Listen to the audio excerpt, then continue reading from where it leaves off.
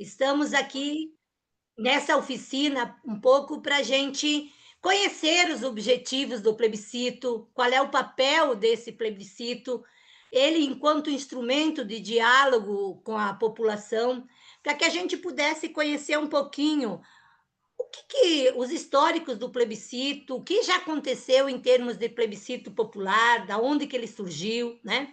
Conhecer um pouco os temas específicos deste plebiscito, né? Quais são os temas, como vamos abordar, como nós vamos nos organizar, né? Qual vai ser as nossas tarefas nesse grande trabalho de base, nesse grande mutirão que estamos fazendo.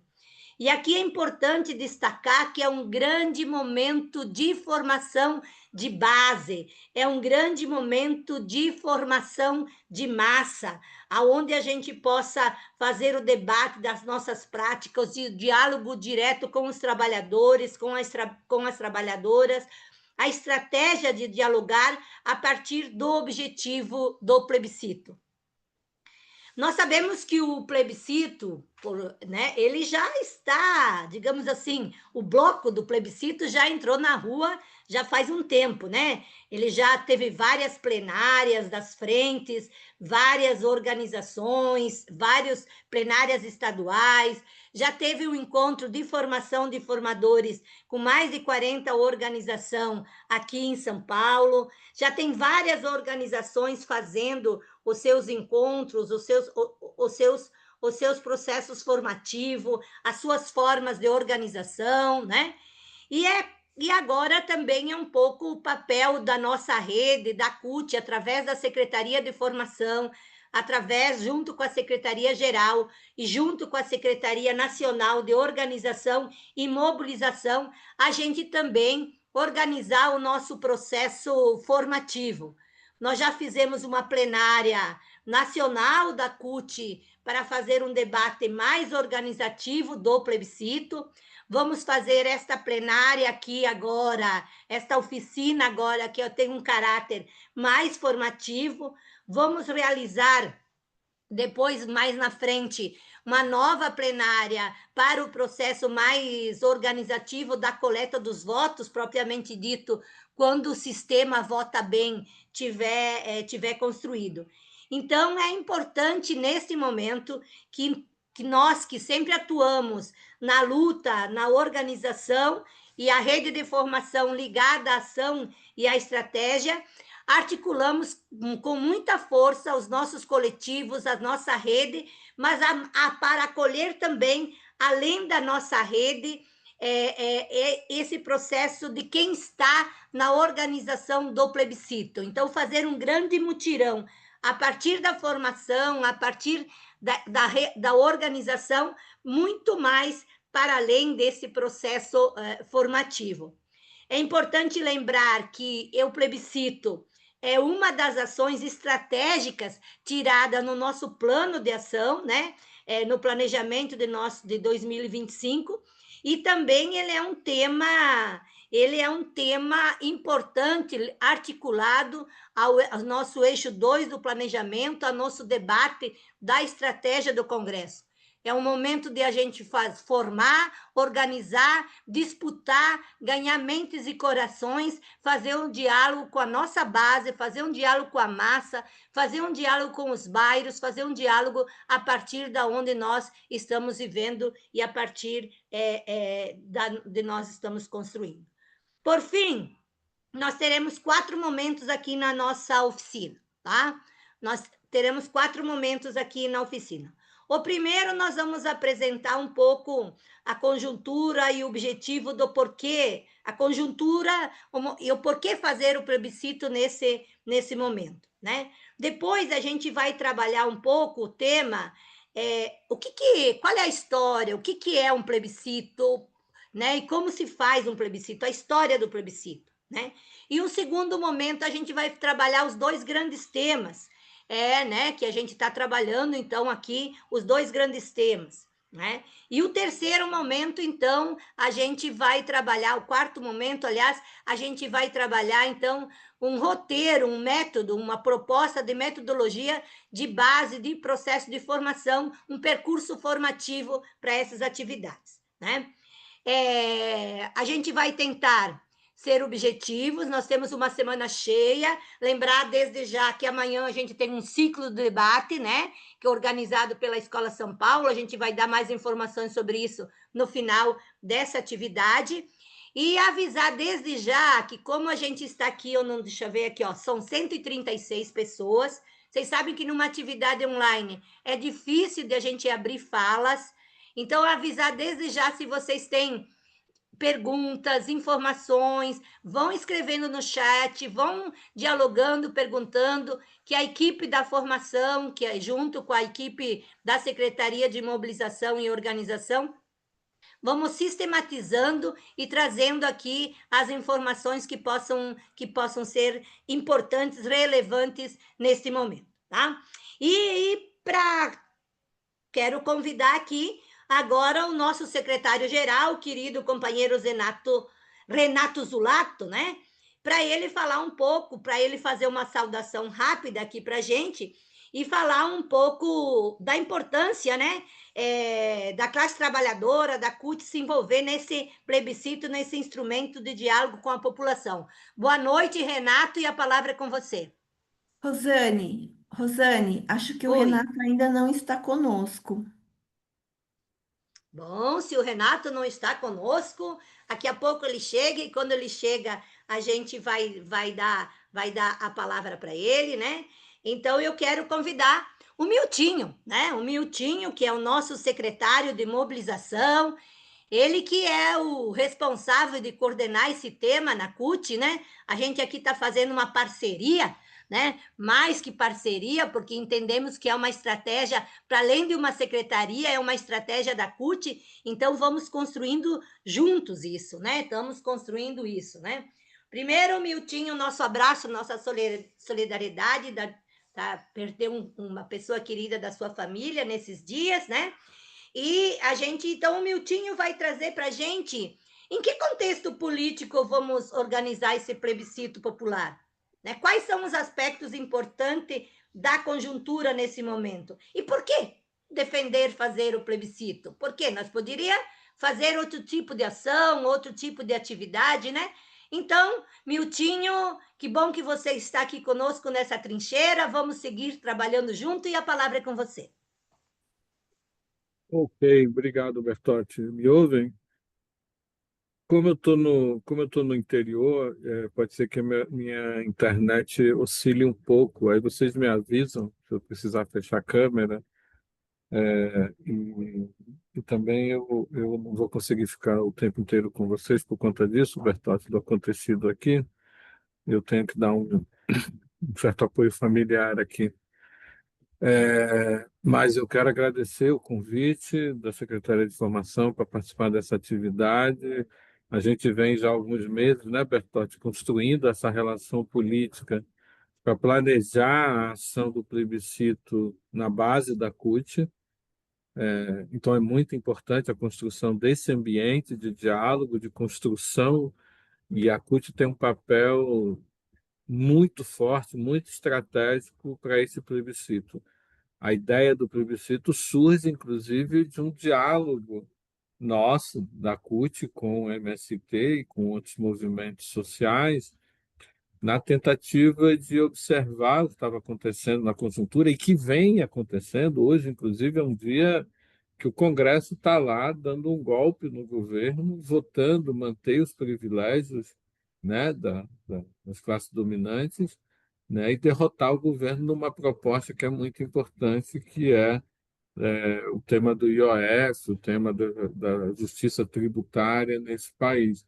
Então, a ideia do plebiscito surge, inclusive, olhando a conjuntura, o cenário que a gente estava vivendo no ano passado, onde o governo apresenta a proposta de melhorar a vida da classe trabalhadora, de melhorar as condições do povo mais pobre, do povo mais oprimido, e o Congresso passa por cima, né? Faz reformas, faz mudanças em legislações que não garantem direito nenhum, né, ao conjunto da classe trabalhadora. Então, partimos desse processo dizendo o seguinte: olha, como é que a gente entra nessa conjuntura, nesse contexto, onde a gente tem um Congresso que a maioria do Congresso é de direita, a extrema-direita domina, os temas da classe trabalhadora, os direitos da classe trabalhadora não são as pautas principais. Então, como é que a gente entra nesse contexto? Foi aí que surge a ideia, não, vamos pegar temas importantes, vamos construir um plebiscito popular e temas que construam uma condição política de a gente dialogar com o conjunto da sociedade civil. Então, construímos essa ideia. No primeiro momento, fizemos uma primeira fase, que foi de dialogar com diversos conjuntos dos movimentos sociais que compõem a Frente Brasil Popular, a Frente Povo Sem Medo, o Fórum das Centrais Sindicais, e também com outros atores dos movimentos sociais, como a CNBB, OAB, ABI, né, para convidar para o diálogo, para pensar o que acha da ideia do plebiscito, o que eles acham, se é legal, se é bom a gente construir um movimento desse, a partir, inclusive, das experiências que a gente já teve em outros momentos, de outros plebiscitos, que depois vai ser tocado aqui, vai ser apresentado para vocês. Então, o plebiscito surge a partir desse diálogo social, do acúmulo da experiência do debate político que a gente tem com os movimentos sociais. Mas a gente não tem a ilusão, e não estamos trabalhando nesse sentido, que o plebiscito vai ser uma ferramenta política que vai mudar a conjuntura, que vai mudar a correlação de força. Não, nós não temos essa ousadia, né? Mas o plebiscito vai nos permitir construir um ambiente de diálogo político-social que é muito importante, que é aquilo, nós temos que ir para os locais de trabalho, para a feira livre, para as igrejas, para os territórios, e fazer um diálogo político em cima dos dois grandes temas que a gente elegeu para o plebiscito popular. O primeiro, que é uma bandeira histórica da CUT, há vários e vários anos nós lutamos por isso, que é o tema da redução da jornada sem redução salarial e o fim da escala 6 por 1. A última vez que se fez reforma nesse país que reduziu a jornada foi na Constituinte, onde a gente reduziu a jornada para 44 horas. E hoje já tem muitas categorias que nem mais 44 trabalham. E temos também um conjunto de trabalhadores e trabalhadoras que trabalham muito mais do que 44. Então, esta pergunta da necessidade de a gente fazer a redução da jornada de trabalho sem redução salarial e o fim da escala 6 por 1 nos permite, nos dá condições de dialogar com o conjunto da sociedade questões que são muito importantes para o trabalhador e para a trabalhadora, que hoje não têm condições de vida. Eu, por exemplo, agora estou numa cidade do interior da Bahia, São João, aqui é muito forte. Eu vi o que é o comércio nessas cidades. As pessoas trabalhando 12, 14, 16 horas seguidas durante 4, 5 dias e sem folga, sem um momento de folga. Só vai folgar se folgar na semana que vem, porque esse mês de junho todo são meses de festas de santos, enfim, o Nordeste se absorve muito disso. Então, você vê o conjunto dos trabalhadores e trabalhadoras sem direito ao lazer, sem direito a ter tempo para estudar, sem direito do trabalho compartilhado em casa, que acaba sobrecarregando as mulheres.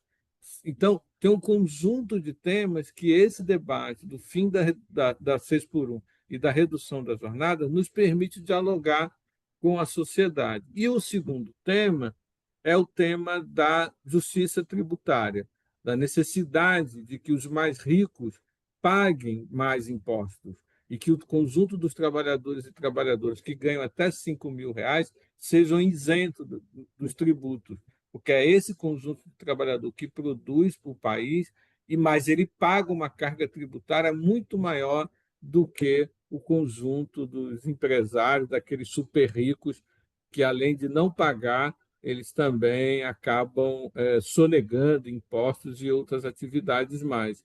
Então, esses dois elementos que nós escolhemos nos permite um diálogo e uma disputa ideológica, e o plebiscito é isso, O plebiscito não é um momento da disputa ideológica, né, cara a cara com aquele, com aquela que está na rua, né, e fazer o debate, qual é a importância disso para essas pessoas. Eu tenho dito, por exemplo, que eu acho muito importante que os nossos sindicatos, por exemplo, vá até aqueles pontos de concentração dos trabalhadores de aplicativo de entrega, de Uber, e dialogue com eles o plebiscito. E qual é a importância do plebiscito para a vida dessas pessoas? O que significa o resultado da mudança da legislação, que reduz jornada, acaba com a escala 6x1, faz uma justiça tributária? O que isso impacta na vida das pessoas? Então, o momento do plebiscito é um momento muito importante para isso, para a gente ir aos territórios, para a gente ir ao local de trabalho, para a gente ir à feira livre, dentro do ônibus, na igreja, enfim, em diversos ambientes que a gente tem de convivência social, e articule e dialogue a importância dos temas que estão colocados no plebiscito. Como a Rosane falou, a nossa ideia é, no dia 30, fazer uma oficina junto com a Vota Bem, onde ela vai explicar toda a metodologia do processo de votação. Mas o ponto de partida vai ser que cada um de nós, cada sindicato, cada militante, vai ser um coletor de votos. Vai ter um QR Code, que ele vai se cadastrar, e essa pessoa vai diretamente procurar outras pessoas para fazer a votação. E nós também vamos ter um processo de votação em papel, né? Nós estamos finalizando a cédula, que para aqueles lugares onde é mais difícil a internet, onde você tem dificuldade tecnológica, as pessoas possam fazer a aplicação do plebiscito. Mas o elemento fundamental para nós é qual é o papel dos nossos sindicatos, da CUT, na organização e no resultado político desse plebiscito. O que nós queremos que os nossos sindicatos organizem, planejem, atuem no período de votação do plebiscito? A ideia é o plebiscito começa agora, dia 1º de julho, e vai até o dia 7 de setembro. Nesse meio, nós vamos ter 4 mutirões nacionais de campanha do plebiscito, como a gente fez no modelo do plebiscito do Lula livre, aquela ideia de que a gente construiu aqueles mutirões não só de divulgação da política, do processo que a gente está construindo, mas também é um processo de votação. Queremos aproveitar os nossos espaços dos sindicatos e transformar os espaços dos sindicatos em comitês de organização do plebiscito. Queremos que as CUTs estaduais sejam o polo de referência no Estado, no município, tem CUTs regionais, então nós podemos transformar as sedes das CUTs estaduais, das CUTs regionais, em polos de organização de comitês, de discussão de campanha do plebiscito, como é melhor fazer o plebiscito naquele município, naquele território.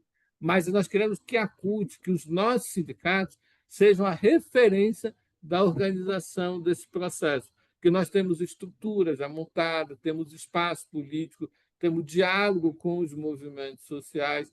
Então, é muito importante que esse ambiente que a gente articula do nosso trabalho no dia a dia também se transforme num espaço de organização do plebiscito. Então, é isso, é ter muito claro que esse ambiente que nós construímos do plebiscito é um ambiente da disputa política e ideológica que está colocada no nosso país. Como todos os momentos de plebiscito que nós fizemos, sempre foi da privatização da Vale, da Alca, enfim, sempre foi um processo de disputa política muito forte. E nós temos que nos organizar com toda a nossa força nesse sentido. Então, queremos que esse momento político que nós estamos construindo seja um momento de retomar, de organizar com o conjunto da sociedade civil essa disputa política e ideológica que está colocada, porque nós temos clareza que, se esperarmos pelo Congresso, o que vai vir, e a gente estava numa reunião, né, Bertotti, uns 15, 20 dias atrás, uma reunião da executiva com o Carlos Veras, que é o nosso deputado aí de Pernambuco, e que é que é da mesa do Congresso, o cenário que ele passa das ideias de votação desses caras é para retirar mais direito ainda, é atacar o movimento sindical, é atacar o movimento social. Então, nós temos que mostrar a nossa força política e construir com o conjunto da sociedade civil, com o conjunto da população, um resultado para o plebiscito que coloque para o Congresso Nacional, para o governo federal, a necessidade da implementação dessas proposições que nós estamos construindo. Então, concluindo, Bertotti, o momento político que nós estamos vivendo no país hoje nos obriga, requer da gente uma organização muito forte para a garantia dos nossos direitos e para avanço também dos nossos direitos. Então, a construção desse ambiente do plebiscito é uma construção coletiva, não é só do movimento sindical, é de diversos movimentos sociais, mas que tem capacidade política de fazer um diálogo com o conjunto do povo brasileiro da importância da necessidade de temas como esse que nós estamos dialogando, que a gente sabe que o Congresso não vai. Temos clareza que isso não muda a correlação de força, mas nos ajuda muito num diálogo organizativo, inclusive para 2026. Bertotti, não sei se falei demais ou ficou faltando alguma coisa, mas eu ainda fico mais um tempinho com vocês. E, novamente, obrigado e um grande abraço a todos e todas.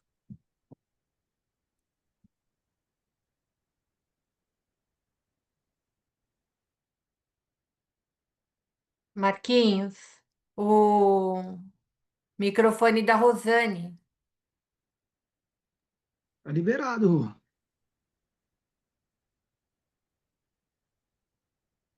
Calma aí. Calma aí, calma aí. Coloca ela de co-anfitriã, porque daí você consegue, ela Sim, consegue sim. Já foi. tirar. Agora sim. Tenta aí. Aí, Agora foi. foi, agora foi. Agora foi. Obrigada, Miltinho. Eu acho que você trouxe os elementos importantes, né? O importante nesse momento é a gente fazer o grande debate com a sociedade brasileira, organizar nossa base e dizer para vocês que daqui a pouquinho, quando a gente terminar de apresentar os temas aqui, a gente vai apresentar um formigueiro do plebiscito popular. Vem aí muitas formigas do plebiscito popular. Vamos organizar o nosso formigueiro, vamos fazer uma grande ação formativa, organizativa deste plebiscito popular. Obrigado, Mirtinho, nossa solidariedade a você. Seguimos junto na organização da classe trabalhadora. E agora a gente quer convidar a Rosilene Vanceto, né? Rosilene Vanceto, seja bem-vinda, Rosilene. Ela que é do Jubileu Sul, né? E ela tem aqui para gente aí em torno de até 15 minutos para ela um pouco abordar os temas de o que é um plebiscito? Quais são os objetivos de um plebiscito?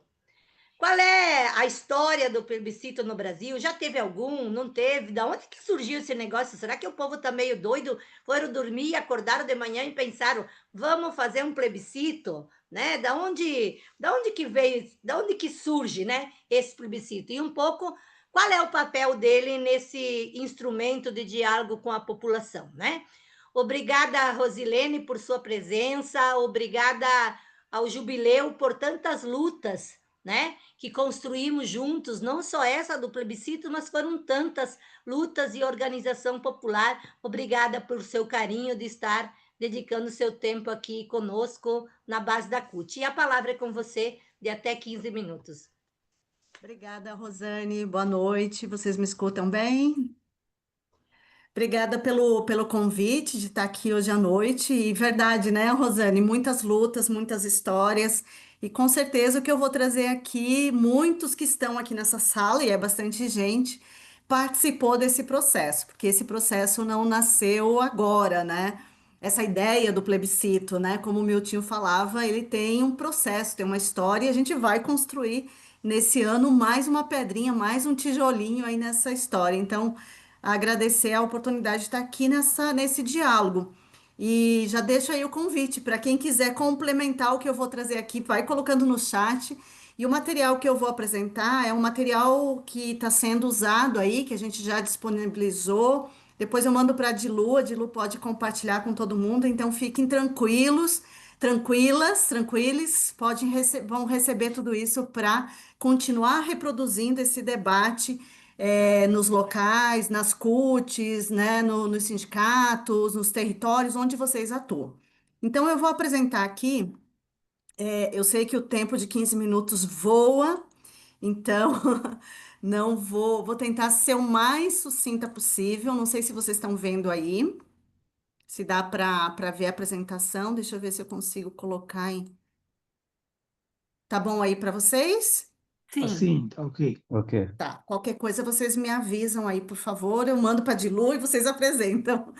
Então, assim, só para dizer que o Jubileu ele nasce, inclusive, de um processo plebiscitário, né? Então, o Jubileu é uma rede hoje que nasce de um processo plebiscitário, né? E que tinha, inclusive, um debate sobre essa questão da justiça social, justiça tributária, pautado sobre um dos temas de um dos plebiscitos, que foi o da dívida no ano 2000. Mas eu vou falar depois sobre isso. Então, o que eu queria começar dizendo, plebiscito popular no Brasil, para que serve um plebiscito? Então, nessa linha de tentar responder as provocações que foram colocadas aí para minha fala. Primeiro, é um espaço de exercício da nossa cidadania, né? De gerar educação popular, é uma ferramenta de organização, de mobilização das nossas comunidades, dos sindicatos, dos territórios que gere o fortalecimento da nossa democracia participativa direta, que ela é tão importante, tão cara para nós, né? O plebiscito é um sinônimo, a gente pode dizer que é um sinônimo, é uma ferramenta de organização da luta, né? E o meu tio trazia aí os nossos desafios nesse cenário político que a gente está enfrentando nos dias de hoje.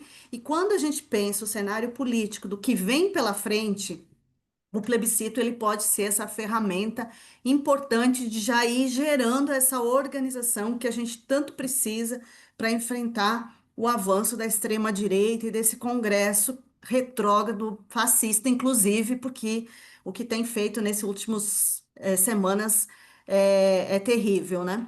Então, também o plebiscito pode contribuir na discussão de temas que afetam diretamente a população, né? Como a gente já discutiu o tema do limite da propriedade, a privatização da Vale, a questão da ALCA, da dívida. Hoje a gente vai discutir três temas, né, que têm diretamente ligação com a nossa vida, né, com o nosso cotidiano. Também, né, ele pode gerar mudanças ou provocar mudanças nos centros de poder. Então, por exemplo, na questão da jornada, da redução da jornada 6x1, pode chegar a isso. A questão do imposto de renda também, né? Tudo depende da nossa força de mobilização e de incidência. Então, o plebiscito também pode ser essa ferramenta. Por que vale participar, né, de um plebiscito?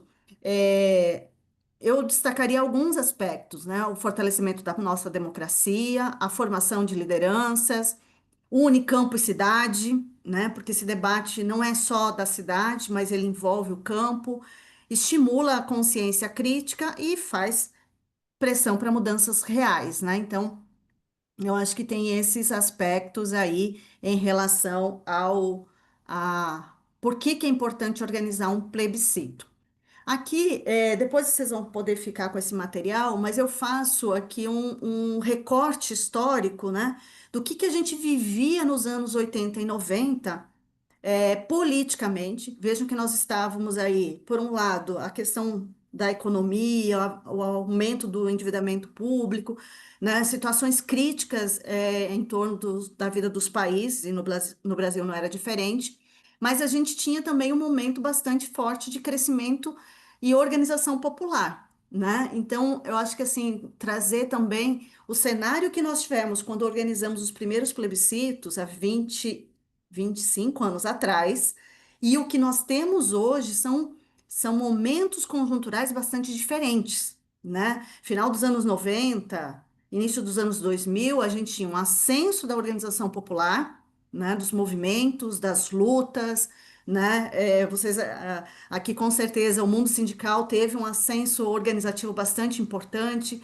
Nós tivemos aqui no início dos anos 2000 o primeiro governo popular, democrático popular, então nós tínhamos um cenário bastante diferente. E para dizer que o tema, o primeiro plebiscito, que foi o tema da dívida pública, ele tem um contexto político-econômico, que não é só no Brasil. Nos países do sul global tinha um aprofundamento da crise econômica e um aumento do endividamento público. Então, o plebiscito aqui no Brasil, inclusive, tem contribuições bastante importantes. Eu trago aqui como exemplo essa do Reinaldo e do Walter Pomar, que eles estudaram e trouxeram o tema, que foi nos ajudando a acumular a decisão, então, dos movimentos, organizações, das igrejas na construção do primeiro plebiscito. Outros elementos que favoreceram a construção do primeiro plebiscito, eu diria aí assim, foi o momento também que a gente tinha, né? Era o governo Fernando Henrique, privatizações, né? O aprofundamento aí das políticas neoliberais, crescente desigualdade, já começava no final dos anos 90 as negociações da ALCA, então a gente já via aí as mudanças que poderiam, quais as mudanças e situações que poderiam trazer mudanças aqui para o Brasil, né? E aí então surge a proposta de fazer um grande mutirão e a ideia de, inspirada na Constituição, a nossa Constituição, inclusive, ela prevê plebiscitos populares, referendos, consultas. No Brasil, oficialmente, nós tivemos duas consultas só, né? Uma sobre o modelo presidencialismo, parlamentarismo, e um referendo sobre a questão do desarmamento. Vocês devem lembrar desses dois processos. Então, a gente tem em termos de convocações oficiais, muito pouco. Então, inspirados na Constituição, a situação econômica se aprofundando, o aumento a crise econômica, então vem. E a igreja vivia um momento também de muita discussão sobre as dívidas sociais, né? Inclusive aí num contexto também da época do João Paulo II. Então, com os movimentos sociais, igrejas ecumênicas, católicas, então organiza-se no ano 2000 o primeiro plebiscito popular. Aí a gente alcançou 6 milhões de votos. Depois a gente teve, em 2002, o plebiscito sobre a Alca e Alcântara, com 10 milhões de votos. Imagino aqui, se eu pudesse ver as mãozinhas, quem participou. Uma grande maioria aqui deve ter participado desse processo e carregado urna, né? Depois nós tivemos, em 2007, o plebiscito sobre a reestatização da Vale, né? Considerando a privatização que foi nos anos 90, com Fernando Henrique. 2010 teve o plebiscito sobre o limite da propriedade e 2014 sobre a Constituinte exclusiva e uma reforma política, né? Então, esses são os nossos plebiscitos populares que a gente construiu ao longo do tempo. Cada um deles num contexto político diferente de país, num contexto de organização dos movimentos sociais diferenciados, né? Que a gente vive esses altos e baixos também organizativos, né? Como movimentos, organizações. E aí isso se reflete também nos números. Mas o importante, eu acho que, do processo plebiscitário é o que a gente constrói nas ruas, né? No diálogo com as pessoas, que a gente ganha essas pessoas para a luta.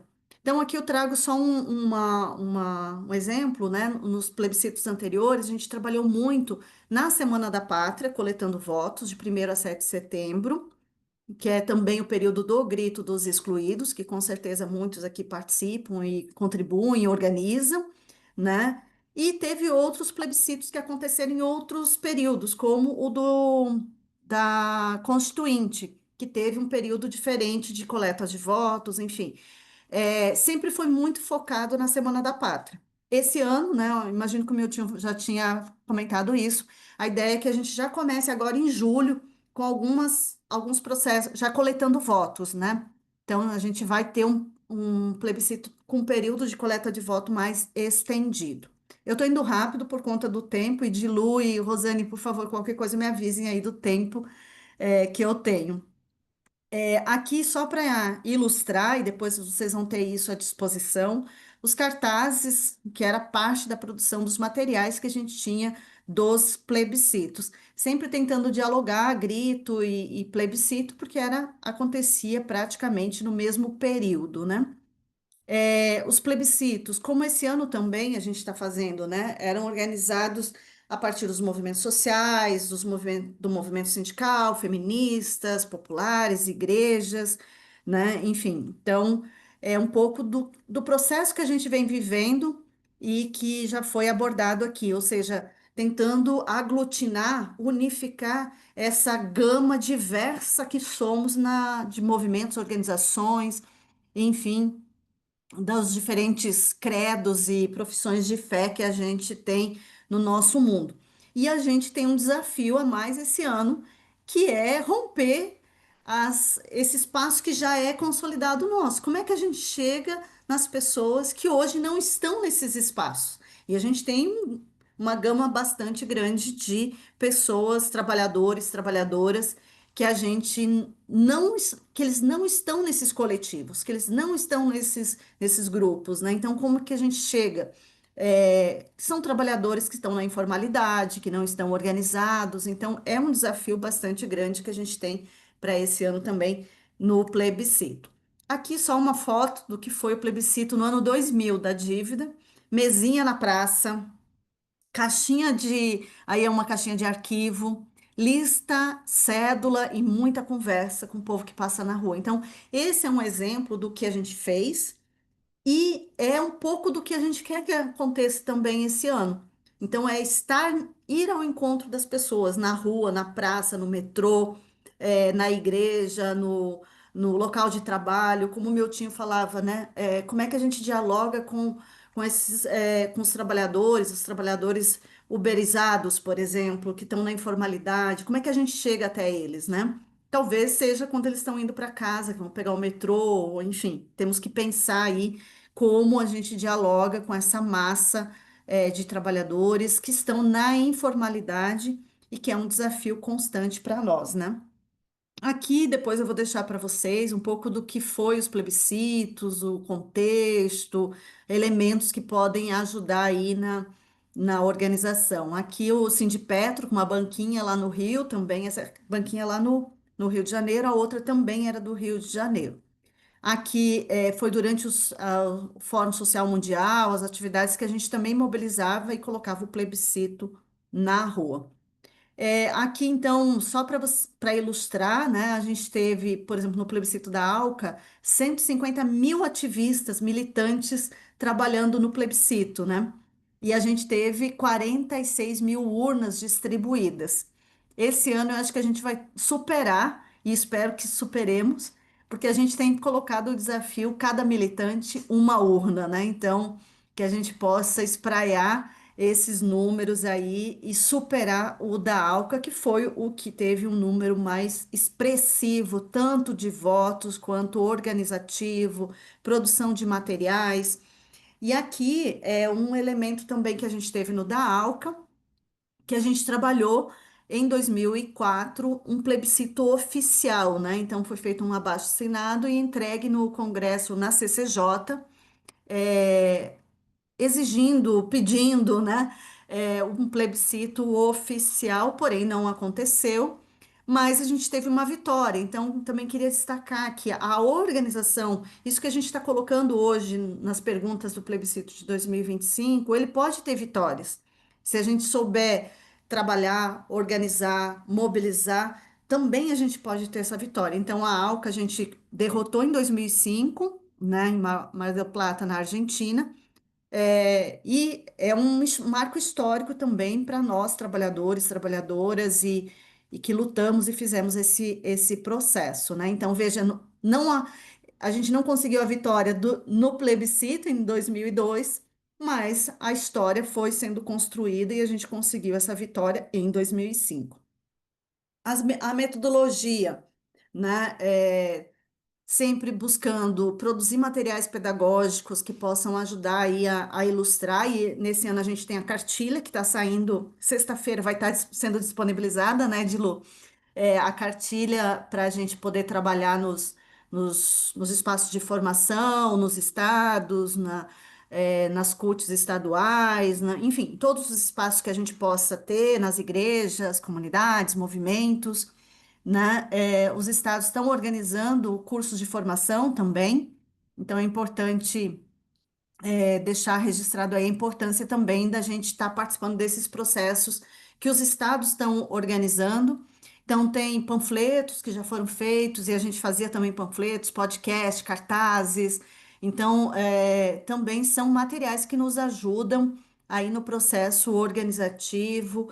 E eu acho que a gente se espelha no que foram os anteriores, Rosane, mas a gente tem um desafio atual, né, de construir a partir desse cenário que a gente está vivendo hoje, né, das redes sociais, da tecnologia, enfim. As pessoas não leem muito, elas quase não leem, né, muitos com dificuldade de leitura. Então, como que a gente dialoga? E fazíamos muitas atividades nas igrejas, nas escolas, universidades, depois as missas, dos cultos, né? Então, esse é um desafio também, assim como eu sigo aqui falando, né, nas calçadas, nas praças, enfim, é a forma também que a gente utilizou para dialogar com a população que não está organicamente num movimento, numa pastoral, num sindicato, e a gente precisa chegar até elas. Então, esse é o grande desafio também para esse ano, assim como foi nos plebiscitos anteriores. Aqui, mais uma vez, né, a banquinha do Sindipetro, lá no Rio de Janeiro. E aqui eu trago, já vou fechando, acho que meu tempo já está esgotando, os objetivos do plebiscito nesse ano, que eu acho que já está um pouco contemplado aí com o que foi já falado, mas esse plebiscito ele vem como uma ação unitária, concreta, né? Ele vem como essa ação para envolver o conjunto dos movimentos e da sociedade, construir uma estrutura organizativa que possa apoiar e avançar aí na construção de um projeto político, democrático, popular, né? Também essa questão da disputa e teologicamente das ideias fazendo frente ao que a gente tem vivido, né? O avanço da extrema-direita e pensando aí na importância da gente ter uma organização forte para o enfrentamento do que está vindo por aí, né? E ano que vem é um ano crucial para a gente, inclusive com um processo eleitoral bastante duro, né? Então, acho que o plebiscito pode ser um elemento que ajude organicamente a gente construir a luta nos territórios, organizar o povo, né? E fazer esse trabalho de base para fortalecer o que pode ser o que a gente vai viver no ano que vem, né? Retomar o debate programático, então, como que a gente discute, né, as reformas estruturais que a gente precisa aí no campo, por exemplo, do trabalho, da justiça social, no caso do imposto de renda, estimula o processo organizativo, né? Já comentei sobre isso. Também a questão das garantias de conquista da classe trabalhadora, que eu acho que é isso, né? É trabalho, mas com dignidade, com jornada digna para a gente poder conviver com a família, né? Ter um tempo para o lazer, para o estudo, até para quem é de fé, né? Professar sua fé, ir na igreja. Hoje, como o próprio Miltinho falou antes de mim aqui, né? A situação dos trabalhadores agora lá no São João, mas a gente pode ver no Rock in Rio, em vários outros espaços, mas não só nesses grandes eventos, né? Não tem uma jornada de trabalho 6x1, é uma jornada, né? Quase que 30x30, né? Ou seja, você não para descansar, não tem descanso. E isso leva a problemas de saúde que, como a gente trabalhava lá no curso de formação nacional, né, Gilu, a questão da saúde do trabalhador, né? Então, você ter dignidade é você também ter saúde, ter outras. Então, manter as conquistas e os direitos da classe trabalhadora. Opa, não estou conseguindo passar. Parece que travou. Foi. Agora foi. Então, aqui as duas perguntas, né, que a gente vai trabalhar no plebiscito desse ano, né? Você é a favor da redução da jornada de trabalho sem redução salarial e o fim da escala 6 por 1. Inclusive, hoje, na reunião da executiva, a gente viu que essa redação precisa tirar essa vírgula e tem alguns ajustezinhos, que inclusive já está sendo, acredito que amanhã ou no máximo na sexta-feira, a gente já vai ter a redação final, o modelo de cédula bonitinho para ser distribuído e trabalhado aí nos territórios, nos sindicatos e começar a coleta de votos na semana que vem. A segunda pergunta, você é a favor que quem ganha mais de 50 mil mensais pague mais imposto de renda para que quem recebe até 5 mil reais por mês não pague imposto? Então, essa é a segunda pergunta que está relacionada com a questão da justiça tributária, justiça fiscal. Então, nesse ano, a gente tem o desafio desses 3 temas para trabalhar a partir de 2 perguntas. Então, hoje a gente revisou a cédula e vai estar disponível aí já para a gente começar o trabalho nos próximos dias nos nossos sindicatos, nas nossas comunidades, onde a gente atua. Aqui um pouco das etapas, né, que a gente vai viver de votação, de organização, mas agora a gente está entre a fase 1 e a fase 2, né? Ou seja, a gente está fechando. Vamos continuar nesse processo de organização, das coordenações, das mobilizações, da formação, mas já vamos estar entrando na fase 2, que é a votação. Agora, na primeira semana de julho, abre a votação. Então, inclusive agora, nesse momento, né, está acontecendo a plenária nacional orientando o processo de votação. Então, vai sair uma circular, provavelmente amanhã a gente vai ter acesso também a essa circular, com as orientações sobre o processo de votação, como que vai coletar votos, como é que vai ser, vai ter uma plataforma virtual onde a gente vai poder abrir urna, enfim. Então, tudo isso a gente vai ter à disposição logo mais, né? E aqui deixo para e convido quem ainda não segue o Plebiscito nas redes sociais, então tem aí no Instagram, Plebiscito Popular, agora já tem o site, né? E lá no site tem esses materiais, esse material que eu estou apresentando para vocês, assim como a cartilha e uma série de outros materiais que, inclusive, a CUT ajudou a produzir aí em torno da questão do trabalho e da jornada. Então, fica o convite para a gente também entrar lá no site, acessar outros materiais e todo o processo de votação também vai estar lá no site. Então, para fechar, Rosane, acho que meu tempo já Já foi passou faz teu tempo. tempo. Agradecer muito a oportunidade de estar aqui conversando, e é muita coisa, mas é dizer da importância e da centralidade, né, do plebiscito nesse ano, para esse trabalho que a gente tanto quer e fazer frente a esse avanço aí, da extrema-direita no Brasil. Então, muito obrigada, fico aqui à disposição também para o diálogo. Obrigada, Rosilene. Eu acho que esses elementos que você trouxe de história, essa última parte, inclusive, da fase do plebiscito, depois nós vamos fazer uma apresentação com slide, com material, tem material específico sobre isso. Tanto a sua apresentação quanto outros materiais produzidos ou pelo plebiscito, o próprio formigueiro, que foi produzido por nós na Secretaria Nacional de Formação, a gente vai colocar à disposição de todos e todos que estão aqui, mas também vão estar no site da CUT, assim como estão no próprio site do plebiscito, né? Então, a gente vai apresentar um pouco isso daqui a pouquinho, né? E como o tempo do relógio não para, né? E quando o tempo do relógio não para, agora a gente quer fazer aí uns 15 minutos também de um pouco do debate, da reflexão das perguntas, né? Trazer alguns elementos, porque a gente viu um pouco da conjuntura, olhou um pouco a história, sabemos que a ideia de dialogar com essas duas questões que são importantes para nós, que é a redução da jornada de trabalho, dialogando com a escala 6 por 1, né? E o outro tema sobre a questão tributária, dialogando com o imposto de renda.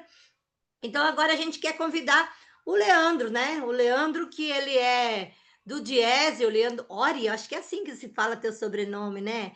Ele que é do Diese Nacional, né? Mas do Diese da subsede seção da CUT, né?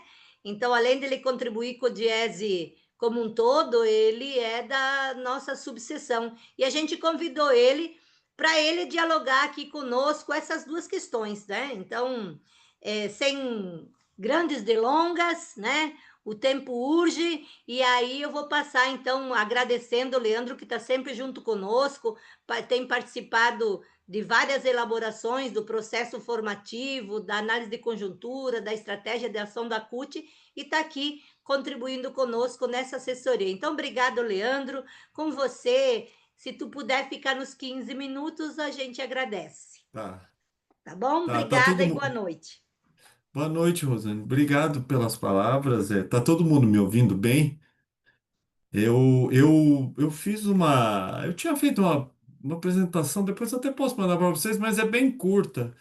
Eu não vou. Eu acho que eu vou me abster de fazer, até por uma questão do tempo, né?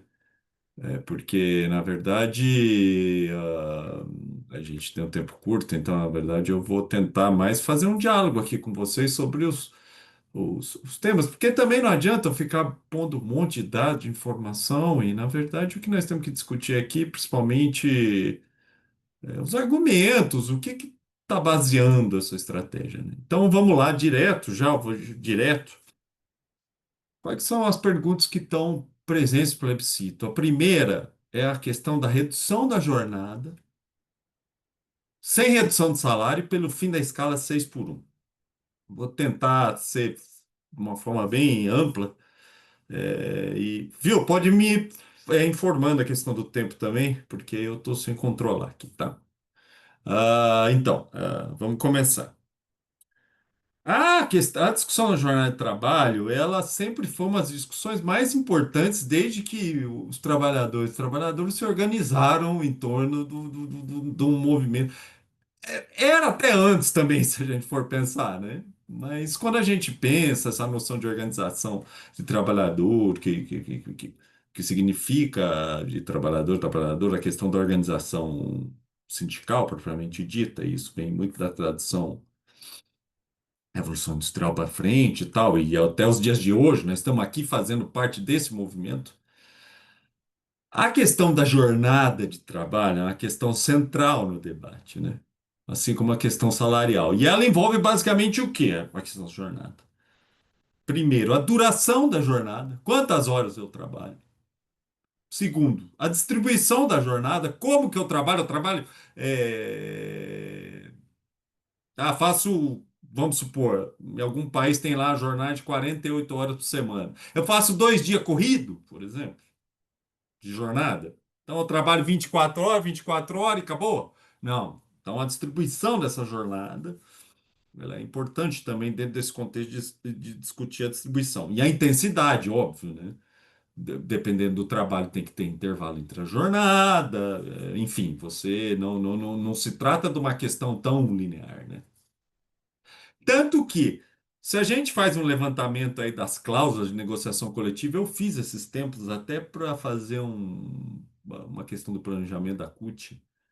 A questão da discussão da jornada, compensação de hora, etc., é um dos temas que mais aparece em negociação coletiva. Então, não preciso dizer aqui sobre a importância dessa questão da jornada. O que a gente tem que ter em mente quando a gente está focando especificamente nessa questão do plebiscito são dois aspectos. Primeiro, que por um lado, as reformas trabalhistas recentes no mundo, e a brasileira foi especialmente cruel nesse sentido, ela avançou sobre esse debate da jornada, criou inúmeros subterfúgios para o empresariado fugir das legislações pertinentes sobre a jornada, e uma em especial, que é um guarda-chuva que serviu sobre toda o resto, foi a questão do negociado sobre legislado. Então, por mais que tenha ali dispositivos na CLT falando, olha, é, por exemplo, uma coisa que bem que esbarra aqui na questão que nós estamos em frente aqui. Ah, não, o trabalho ao domingo, ele tem que ser 3 dias seguidos. No quarto, ele necessariamente precisa, né? Você pode trabalhar 3 domingos seguidos, no quarto você precisaria refazer a escala, porque não pode ser o quarto domingo. Você cria lá um guarda-chuva negociado sobre o legislado, daí tem toda uma jurisprudência que os TRTs têm dado a favor do negociado sobre legislado. E por que que eu estou falando isso? Porque o empresariado, por um lado, tem atacado muito essa questão da jornada de trabalho. E daí, voltando à questão inicial, por que reduzir a jornada sem reduzir salário? Porque nós vivemos legalmente jornadas da década de 70, 80. O ganho de produtividade que as economias no mundo tiveram foi muito grande. Por mais que vários países tenham crescido menos, em 40, nós estamos falando aqui num intervalo de 40, 50 anos, a produtividade no mundo aumentou. A produtividade basicamente é o quê? Fazer mais com menos em menor tempo. É um indicador de eficiência. Então, se é um consenso que o trabalho se tornou mais eficiente, por que diabos temos que trabalhar as mesmas 44 horas que estão contidas na Constituição de 88 ainda? Então, ou você faz. Na verdade, você precisa fazer um ajuste da jornada sem perda salarial, porque, na verdade, esses 10%, o ganho de produtividade nesse período foi muito maior que 10%, né? Porque se eu faço uma redução de jornada de 44 para 40, por exemplo, que é as campanhas que mais tiveram destaque aí nesses últimos tempos sobre o tema, só- o ganho de produtividade nesse período dos últimos 40 anos foi muito superior. Então, por que se defende a redução de jornada sem redução de salário? Por uma questão de qualidade de vida, por um lado, por questões relacionadas que o mundo, e não só o Brasil, teve um aumento de produtividade. E nesse sentido, não se justifica você manter uma jornada de 40 horas, mas, por outro lado, não se reduz o salário justamente porque, como a produtividade aumentou, as empresas já incorporaram isso para o lucro delas. Então, na verdade, elas lucraram e a gente não, porque a gente continua tendo a jornada de 44 horas, então a nossa hora de trabalho vale a mesma coisa, e principalmente porque nós precisamos também refletir sobre essa questão da quantidade de horas que nós temos, porque mesmo tendo uma jornada limitada por semana, há uma quantidade muito grande de pessoas que trabalham mais de 48 horas por semana. Nós estamos falando aí de um universo de mais de, se eu não estiver enganado, mais de 14 milhões de pessoas no Brasil trabalham mais de 48 horas por semana. É muita coisa. Então a gente está falando, fazer uma discussão de redução de jornada. Por quê? O ganho de produtividade desde a definição legal da nossa jornada, ele já ultrapassou e nunca nos foi pago isso. Então, reduzir a jornada sem reduzir os salários é, acima de tudo, uma garantia de repasse de parte desse ganho de produtividade. E a coisa da qualidade de vida. E, por outro lado, é tentar pôr limites à jornada excessiva, que ainda acontece muito no Brasil. Daí entramos num outro ponto, que é o específico sobre a jornada 6x1. O trabalho ao domingo sempre existiu, é, inicialmente no dos serviços essenciais, depois se ampliou um pouco, teve aí vários períodos que isso virou inclusive legislação municipal.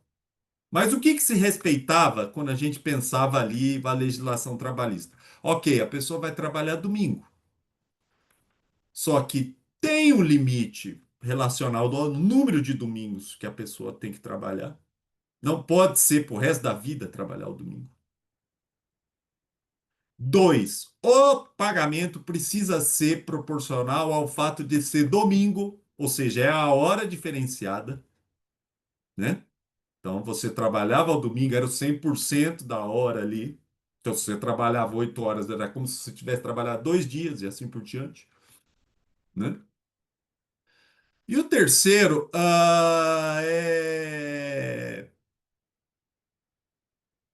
ainda existia a preponderância do descanso semanal ao domingo para quem fazia a jornada 6 por 1, ou seja, existia o que a gente chamava de jornada inglesa, que é o quê? Você trabalhava de segunda a sábado e domingo você folgava. Então você tinha duas circunstâncias.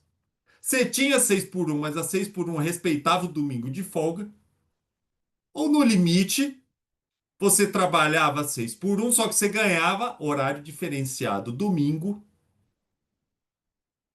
Você tinha necessariamente que ter um domingo do mês, tinha que ser de folga, mesmo que você trabalhasse. E ele não poderia ser, então você não poderia ser permanente, essa coisa. Então você, mesmo que você trabalhasse ao domingo numa escala 6 por 1 antes da reforma trabalhista, você ganhava por isso. Então, na verdade, as pessoas chegavam a ter um aumento salarial por trabalhar os domingos de 30% a 40% em relação a quem fazia a jornada, o que a gente chama de jornada inglesa. Quando a reforma trabalhista chegou e falou negociado sobre legislado, qual foi a primeira coisa que começaram a negociar do ponto de vista da, da jornada de trabalho, da distribuição da jornada? 6 por 1 não tem mais limite de domingo. O domingo não é mais. O domingo é um dia útil normal. Não pago mais hora diferenciada para você. E não tem mais limite de domingo. Daí que isso significou, no final das contas, o quê? Que o domingo foi incorporado dentro de uma jornada de trabalho como um dia normal. E qual que é a consequência direta disso? A pessoa teve toda a perda do pagamento da hora diferenciada. Não existe mais limite de domingos seguidos trabalhados. E, na verdade, aquele conceito que, inclusive, estava na CLT, que o descanso semanal remunerado tinha que ser necessariamente domingo por um aspecto familiar e social, ele foi praticamente enterrado. Então, o que que aconteceu no final das contas? A pessoa trabalha domingo, segunda, terça, tem a folga dela na quarta. O que que essa pessoa faz na quarta-feira? Se todo mundo da casa dela, por exemplo, tem folga ao fim de semana. Então, isso desestrutura completamente a pessoa. Essa escala 6 por 1 gerada pós-reforma trabalhista, ela estruturou completamente a pessoa que nela é submetida, tanto pelo aspecto financeiro, que ela deixou de ganhar os adicionais de domingo de hora extraordinária, que dava um belo aumento no salário dela durante a semana, tirou o limite de domingos trabalhados, ou seja, pode ficar pro resto da vida trabalhando domingo. E ela instituiu que é uma jornada, o fim da jornada inglesa, vamos dizer assim, a semana inglesa, que é o fim de semana é. Então, na verdade, você criou um efeito desestruturante sobre a vida social dessa pessoa muito grande, tanto pelo aspecto financeiro, porque ela está ganhando menos, como pelo aspecto do trabalho em si, porque domingo virou um dia normal, sem limites. Então, na verdade, todo aspecto da sociabilidade que ela tem relacionado ao trabalho no fim de semana, que é a folga, tal, etc. O dispositivo da CLT que apontava o trabalho, o descanso semanal remunerado tem que ser domingo, ele foi esperado, inclusive os questionamentos feitos no TRT das várias regiões sobre isso dão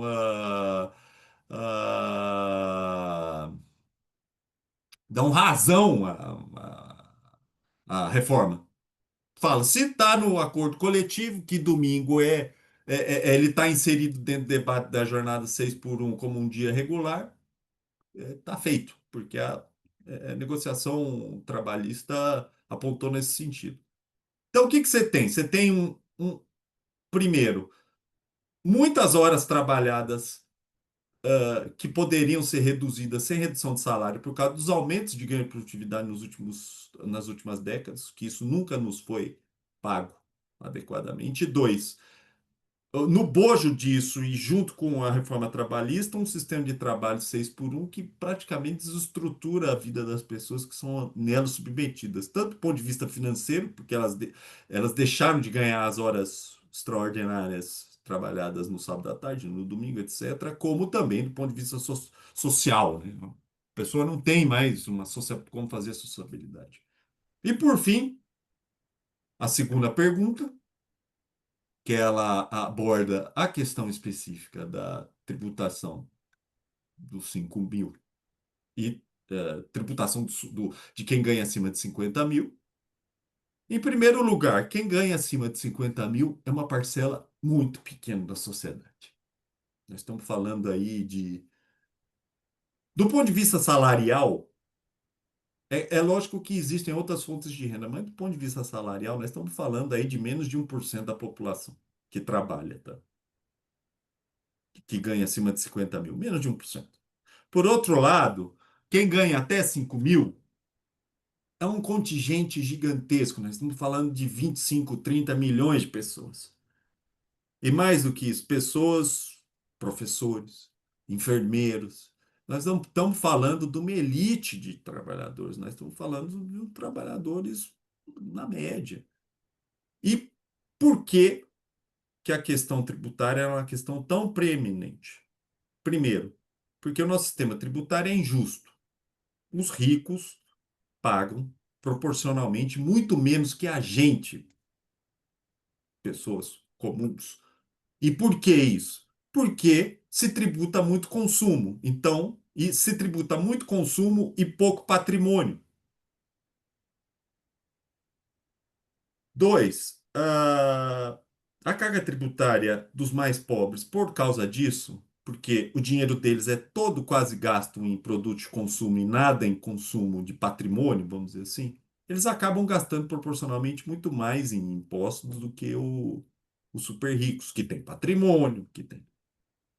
E aqui ainda tem outros jabutis, que não entrou no debate do plebiscito, mas, por exemplo, eu que sou assalariado, pago um imposto de renda descontado na fonte. Um diretor de banco, ele recebe dividendos de ação porque ele ganha remuneração a partir disso e ele é isento.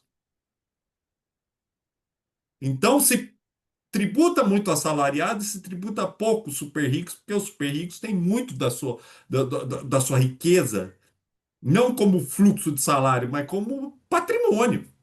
E não se tributa patrimônio, se tributa consumo. E por que os 5.000? Porque os 5.000 pega uma quantidade muito importante de trabalhadores e é importante dizer também que de 5 a 7.000 também vai ter redução de imposto. Se for o projeto, se a gente for focar no projeto do governo. 5 a 7.000 vai ter também redução de imposto. É menor, né? E por fim, por que se tributar os super ricos? Porque, primeiro, a tributação dos super ricos vai ser o que vai financiar a desoneração de imposto de renda dos pobres, não, porque quem ganha 5.000 dentro da estrutura salarial brasileira não é pobre, mas os trabalhadores de classe média. Por que está se confirmando no Congresso? Um debate do tipo, não, dá isenção de 5.000 e a gente reduz os pisos da educação e da saúde, por exemplo. Estão tentando vender no Congresso, Vai da isenção. concluindo, querido. Sim. Estão tentando vender no Congresso um pacote que dá isenção de 5.000, mas não mexe na tributação dos mais ricos. Por isso que a pergunta, e aí eu concluo minha fala, é fundamental do jeito que foi montada, porque, na verdade, quem vai pagar a isenção das pessoas que ganham 5.000 é os super ricos. Por quê? Não pode mexer na quantidade de imposto que a gente recebe. Porque se mexer e se reduzir, por exemplo, eu vou dar isenção de 5.000 e não vou tributar o de 50.000, o que vai acontecer? Vai faltar dinheiro para a Previdência, vai faltar dinheiro para a saúde, vai faltar dinheiro para a educação. Por isso que eles já estão vendendo a ideia de acabar com os PIS da saúde e educação, por exemplo. Então, eu concluo aqui minha fala sobre a segunda pergunta, sobre o seguinte: a tributação das pessoas que ganham acima de 50.000 e a isenção dos 5 mil é, antes de tudo, um instrumento de justiça tributária, porque aqui no Brasil os mais pobres sempre pagam proporcionalmente mais impostos que os mais ricos. E a tributação dos 50 mil é o que vai tornar possível a isenção dos 5 mil. Não, por isso que a pergunta está bem feita. Sem a isenção dos 5 mil, só é possível com a tributação de quem ganha 50 mil. Porque, caso contrário, não vai ter dinheiro e o governo vai ter que cortar, porque, na verdade, você está deixando de arrecadar aí algo como 30 bilhões por ano. Então, nesse sentido, tem que tributar os mais ricos, porque só assim você vai conseguir isentar os mais pobres. Eu tentei, basicamente, aí, fazer um guarda-chuva das três questões, né? Não são temas fáceis, mas eu espero ter colaborado no sentido de que os três temas eles abordam principalmente o quê? Justiça sobre coisas que foram apropriadas pelo empresariado e da qual as classes mais altas desfrutam e a gente, por N motivos, nunca consegue ter acesso. Seja recuperar os ganhos de produtividade relacionados à redução de jornada sem redução de salário, como ganhar uma sociabilidade e o direito a receber o justo por fazer uma reforma 6 por 1 e ter limites a esse tipo de jornada, como por fim, ter uma justiça tributária, porque não é justo eu pagar mais imposto proporcionalmente do que uma pessoa que é dono de banco. Então era basicamente isso que eu tinha para dizer, gente. Eu estou à disposição aí de Lu, Pro, Rosane, quem mais quiser perguntar. Ô, Marquinhos, tô vendo você aí, um abraço aí, faz tempo que eu não te vejo. É, Bom, estou à disposição aí para quem quiser perguntar ou tirar alguma dúvida. Ah, Obrigado. obrigada, Leandro, por sua contribuição, por trazer esses temas. A gente sabe da importância que tem esses temas da vida com os trabalhadores e com as trabalhadoras. E agora, então, se a gente olhar o debate da conjuntura, a história do plebiscito, a importância dos temas que foram apresentados aqui, é um conjunto de ação que nos leva à disputa da hegemonia, que nos leva, inclusive, algumas perguntas que fizeram no chat, que como esse tema também tem a relação com as eleições em 2026, né? Então, a grande importância de nós proceder nesse processo de organização do plebiscito. Agora eu vou convidar a companheira Dilu, ela que é uma da nossa equipe nacional de formação, acompanhou todo o processo formativo do plebiscito de forma geral, contribuiu na cartilha e está contribuindo conosco aqui. Então, agora a ideia é que a Dilu apresente um pouco os materiais, essas coisas todas, mais ou menos nos 10 minutos, né, Dilu? Por aí, de 10 a 15 minutos também, te dou os 15 também. E aí, depois a gente, durante a fala da Dilu, se alguém tem alguma pergunta, porque a oficina aqui é muito mais organizativa, vocês vão estar vendo os materiais, todo o processo que tem ali e tal. Aí, se alguém tem alguma pergunta, a gente vai abrir as perguntas no final, num bloco só, tá? Então, porque dessa forma me parece que é melhor. Então, com você, Dilu, para apresentar os materiais. Então, boa noite, companheiros, boa noite, companheiras. É com bastante alegria, né, Rosane, que nós estamos, agora é 20 horas e 22 minutos e estamos ainda com 212 pessoas na sala. Acho que isso mostra o quanto a gente está mobilizado, a gente está organizado, esperançoso com esse instrumento de luta, de diálogo que a gente está debatendo hoje, que é o plebiscito. Bom, primeiro eu quero chamar a atenção do nome da nossa atividade. A gente chamou o convite que vocês receberam de Oficina Nacional de Formação, Organização e Mobilização. Olha só,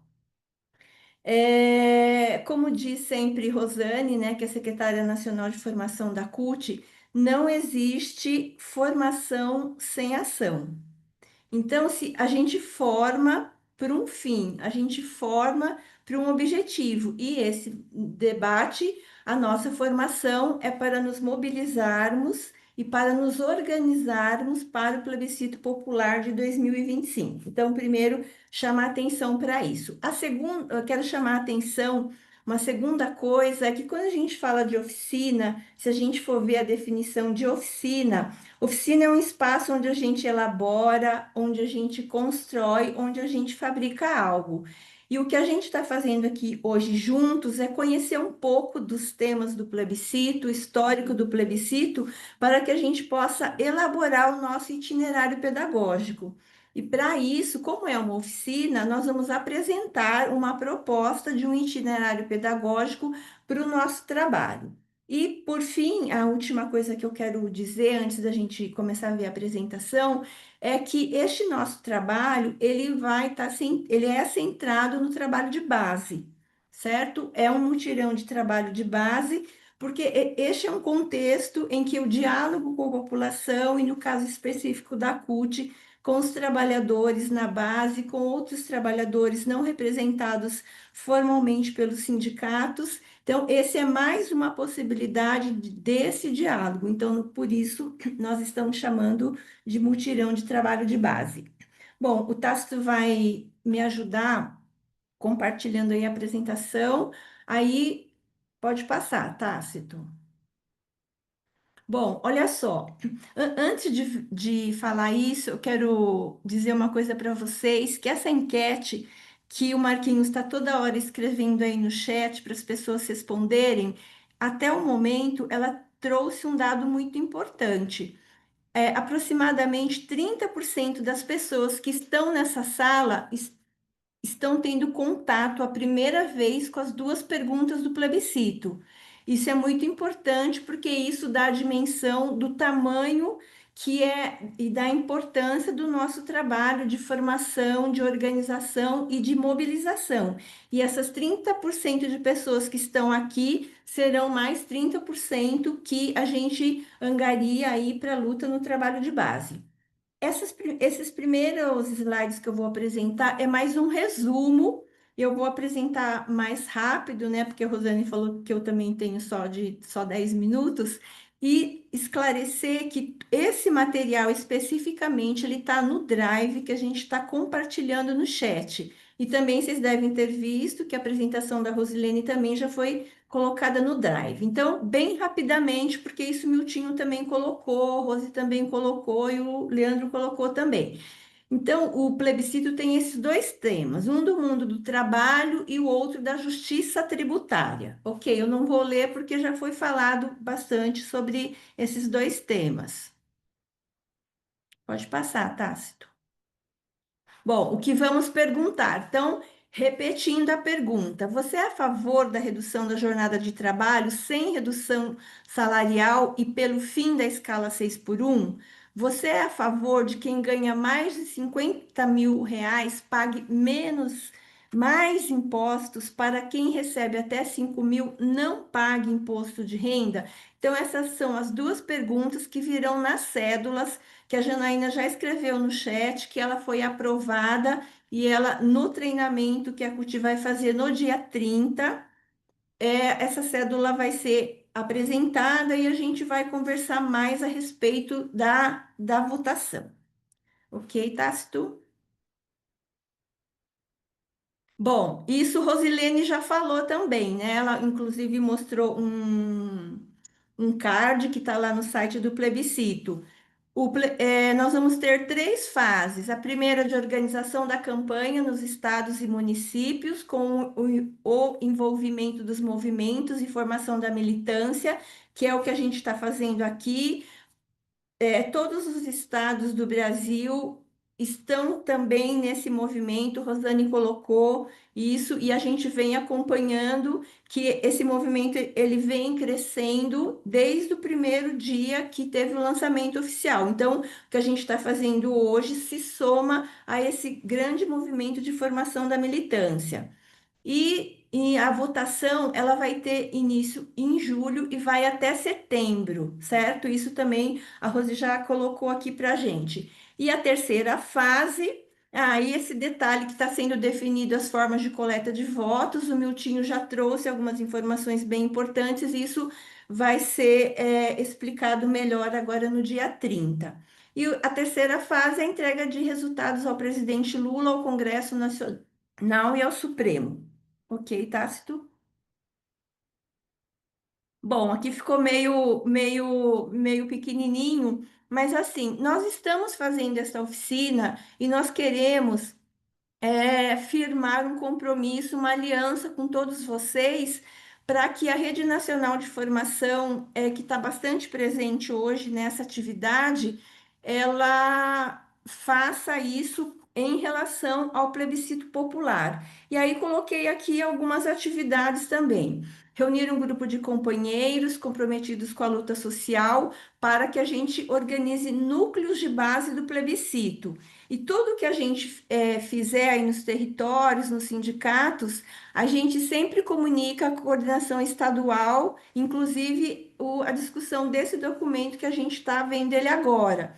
Dentro dos materiais deste drive, nós colocamos uma relação fornecido pela Secretaria Nacional de Mobilização e Organização da CUT, né? O Miltinho falou isso, tem um contato por estado, e esses contatos são das estaduais da CUT, mas existem outros movimentos também organizados nos estados. Então, é importante a gente se manter articulado para que a gente vá dando mais visibilidade ao movimento.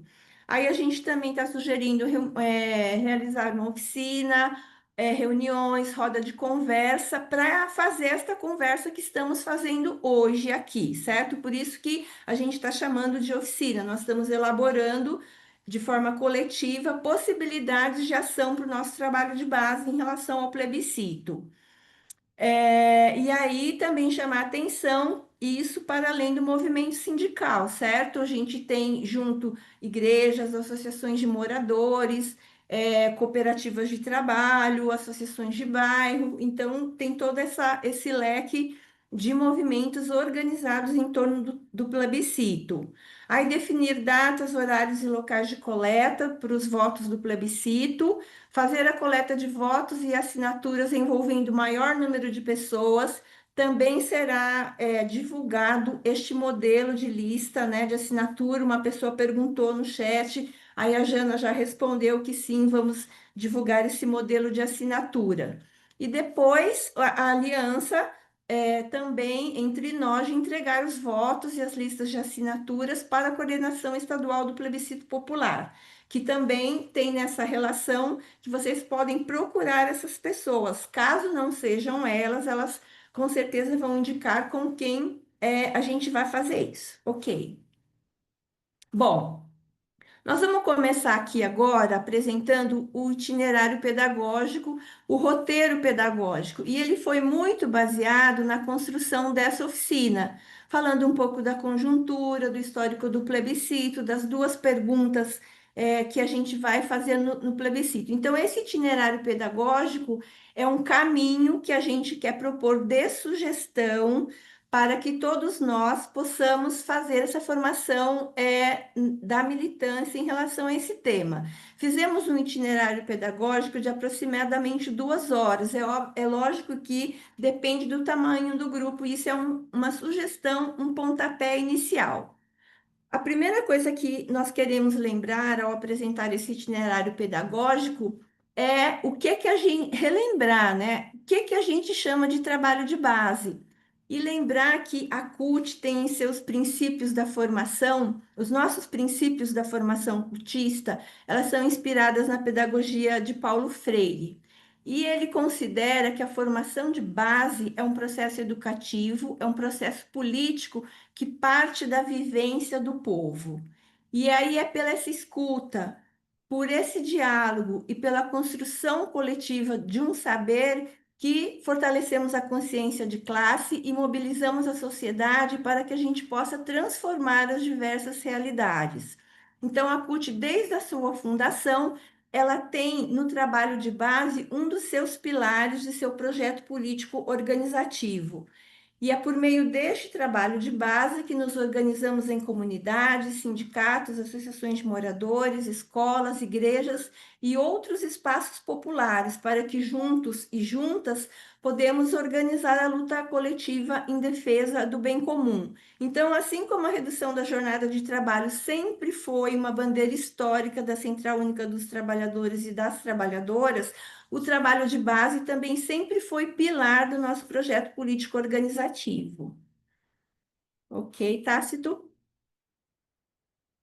Bom, Rosane Bertotti já falou, comentou sobre o programa Formigueiro. Algumas pessoas já conhecem esse programa, outras pessoas estão ouvindo pela primeira vez. Eu vou falar de forma rápida, porque a gente também vai disponibilizar esse material. O programa Formigueiro, ele é uma metodologia elaborada pela Secretaria Nacional de Formação com uma proposta de formação de base. E por que que ele tem esse nome de formigueiro? Porque a gente compreende, porque a nossa concepção de trabalho de base, ele é muito semelhante ao trabalho das formigas, né? Que aos poucos vão construindo todo o formigueiro e sempre juntas, sempre de forma coletiva, certo? Então, essa metodologia, ela tem esse nome por conta dessa semelhança. E é uma metodologia que a gente tem também para formação de trabalho de base de massa. Por isso que a gente está retomando este programa nesse momento da formação de base para o plebiscito. Pronto? Estou falando rápido, mas é para cumprir os 10 minutos, né, Rosane? Bom, a partir disso, por que que a gente está chamando de itinerário pedagógico? Porque a gente vai apresentar uma sequência de um roteiro pedagógico como sugestão para que a gente possa organizar nossas atividades de formação da militância nos sindicatos e em outros espaços dos nossos territórios. A gente sempre começa com uma mística, né? Hoje a gente começou também com uma mística, com a Fro lendo um poema do Tiago de Mello, e aí só também coloquei para relembrar o que significa a mística para a educação popular, né? Para o trabalho de base. Aí a gente colocou aqui uma citação do companheiro Armando Bogo, que ele traz a mística como uma força motriz que impulsiona a ação, a solidariedade e a resistência. E esse sentimento é muito importante para que a gente possa manter a alegria, a vibração, o interesse e a motivação na vida cotidiana, principalmente nos unir, dar um sentido a um objetivo maior, que é a organização da classe trabalhadora. Então, é sempre importante a gente começar com uma mística, pode ser um poema, pode ser um vídeo, pode ser um diálogo, para que a gente possa iniciar nossa atividade de formação com a militância, relembrando o porquê, os sentidos e os significados que a gente está junto nessa luta e relacionando isso aos objetivos do plebiscito popular que Rose nos apresentou. Então, por que que a gente começa com a mística? Para dar esse sentido à nossa luta e à nossa organização, ok?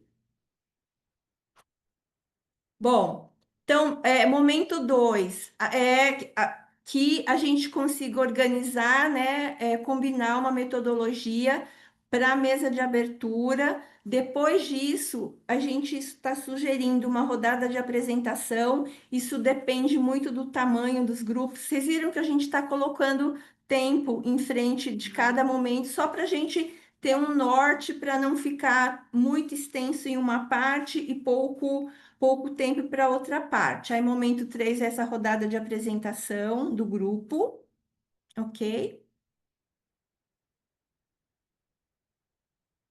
Pode passar, Tácito. Aí, momento 4, né? Acho que no anterior, tá? Isso, momento 4, sempre com falas políticas, né? Que o grupo pode escolher, encomendar essa fala, dizer que o que é importante destacar da conjuntura em relação ao plebiscito e principalmente combinar os tempos de fala também com essa pessoa. Depois desse momento, nós estamos indicando que vocês passem um vídeo, tudo no nível da sugestão, porque assim, o Brasil, ele é um país imenso, e aí as regiões têm muito suas diversidades, a gente só está sugerindo uma possibilidade. Tem um vídeo que estava naquele convite que a gente circulou hoje, também está no Drive, e também está no site do plebiscito, que é um vídeo feito pelo Sindicato dos Bancários de Pernambuco e pela Contraf, para vocês colocarem bem no início da atividade, para dar aquele olhar conjunto para a atividade que vocês realizarão, ok? Momento 6. Momento 6, ele é um momento de explicar o que é o plebiscito, muito do que a gente fez aqui. E aí a gente sugere que vocês usem o material que vocês tiverem disponível, às vezes um papel, além de um celular, o que foi possível, o que for possível. O importante é que as pessoas saiam esclarecidas. Aqui tem as perguntas que a gente está sugerindo que vocês dialoguem com o grupo. Existem respostas para essas perguntas, só que eu não vou ler aqui, mas está nesse drive que a gente está compartilhando, certo? Então, conversar sobre o que é um plebiscito, para que serve, quais plebiscitos já ocorreram no Brasil, quais são os dois temas e quais são as duas perguntas e o que vamos votar. Basicamente, foi a apresentação que a Rose conversou com a gente hoje, né? Foi toda essa parte dela que a gente ouviu e pôde elaborar junto com ela. Esse é o momento 6. O momento 7 é a estrutura e funcionamento do plebiscito. Isso também já foi falado em vários momentos, desde o início pelo Miltinho, a Rose também reforçou, e as perguntas foram também reforçadas pelo Leandro. Então, esse funcionamento ele está destacado nesta apresentação e também lá no material, ok, Tácito? Bom, aqui também é uma série de perguntas que muitas dessas perguntas vocês colocaram aqui no chat. Como vamos viabilizar a votação? Aí vou ler só as perguntas, tá, gente? Como vamos viabilizar a votação? Onde as urnas devem ser montadas? Se for uma comunidade distante, posso fazer a divulgação do plebiscito e a coleta de votos no mesmo momento? As urnas podem ser montadas em diferentes locais ao longo do dia, elas são volantes? Aí vejam que tem a pergunta e tem a resposta de forma bem objetiva, que é o que a gente precisa nesse momento, né? Pronto.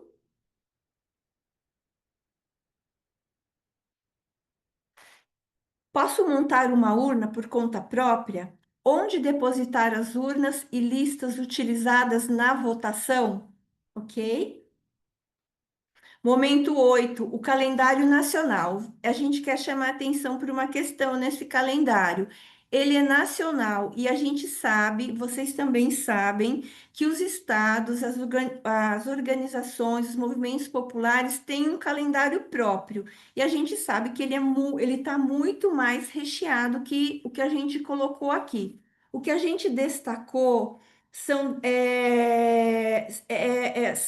ações que todo mundo vai fazer, independente da organização do Estado. O início da coleta de votos, né, já foi falado aqui. Aqui tem um curso que vai ser feito quando a gente teve lá no curso nacional de formação de formadores do plebiscito. A gente saiu de lá muito animado com a movimentação dos movimentos, todo mundo saiu com muita coragem, com muita esperança, com muita vontade de fazer a formação. E a gente sabe que por conta da distância, muitas organizações não conseguiram estar presentes. Então, a Secretaria Nacional do Plebiscito está organizando um curso nacional online, que todos vocês estão convidados. Aí tem as datas, serão quatro encontros no período da noite. Nós não começamos ainda a circular, né, Rose, o formulário de inscrição, mas assim que a gente tiver isso já pronto, a gente vai divulgar para todos vocês e também vai estar lá no site do Plebiscito Popular, no site da CUT também. Bom, aí de 1º a 6 de julho vai ter o primeiro grande mutirão de votação do plebiscito nacionalmente, cada estado se organizando com autonomia. Depois vai ter o segundo e o terceiro mutirão. E aí a grande semana nacional de mobilização, que Rose também já nos colocou, na semana do 1º a 7 de setembro. Bom, aí no momento 9 desse itinerário pedagógico que a gente está propondo, abrir para perguntas e dúvidas, né? E aí no final sempre é importante fazer uma avaliação da atividade, né? E a gente está sugerindo que peça para cada participante, diga uma palavra que retrate seu compromisso com a organização do plebiscito, mas é só uma sugestão. Eu sei que todos nós temos bastante criatividade, bastante objetivo em relação a importância de fazermos sempre avaliação e sistematização em nossos itinerários pedagógicos. Aí o momento 11 é o encerramento e encaminhamento, se houver. Ok? Então, esses são os momentos que a gente está propondo para que vocês possam usar na formação que vocês vão fazer nesse grande mutirão de trabalho de base, que é o que nós estamos propondo aqui para este grupo. Olha só, então tem aí, além de todos esses materiais que estão sendo disponibilizados aí no chat, nós queremos também lembrar que a Rede Nacional de Formação, ano passado, realizou o ciclo de debate sobre a reforma tributária e eu acho que muitos de vocês estiveram nesse ciclo. E aí organizamos uma playlist com a gravação de todos aqueles debates sobre a reforma tributária. E aí, nessa gravação, com certeza, vocês vão encontrar sobre uma das questões do plebiscito, que é a justiça tributária. Aí tem um artigo também que foi escrito pelo Miltinho, né, que está no site da CUT. Também temos outras apresentações do DIEESE, que tá nesse link. Também ontem a gente fez um artigo no site da CUT sobre a nossa oficina, vamos fazer outro sobre o trabalho de base, então é sempre fonte de material de apoio para que a gente possa estudar, para que a gente possa pesquisar, para dialogar com mais clareza aí nos nossos processos formativos no trabalho de base. Bom, aí pode passar. Olha só, eu não sei como está o tempo, mas assim, ó, já foi falado aqui, né? Nós temos o site do Plebiscito Popular, e aí colocamos o contato da Secretaria Nacional de Formação, e a Rose já falou isso, né, Rose? Que é sempre bom quando a gente divulgar nas nossas redes sociais marcar o perfil do Plebiscito Popular e nós marcarmos o perfil da CUT, colocar sempre a hashtag Plebiscito Popular, marcar os nossos sindicatos, os nossos movimentos e as escolas sindicais das nossas regiões. Eu queria perguntar, Rosane, se dá tempo da gente compartilhar o site do plebiscito, se não tiver muito apertado. Se não, ok, está aqui o site.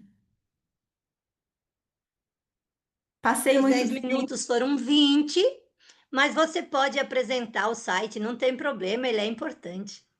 Tá bom, então tá, se tu vai compartilhar para gente, porque eu acho muito importante visualizar que já tem muito material produzido e que, embora a gente tenha essa dificuldade de imprimir esses materiais, o leque de possibilidades ele é bastante grande.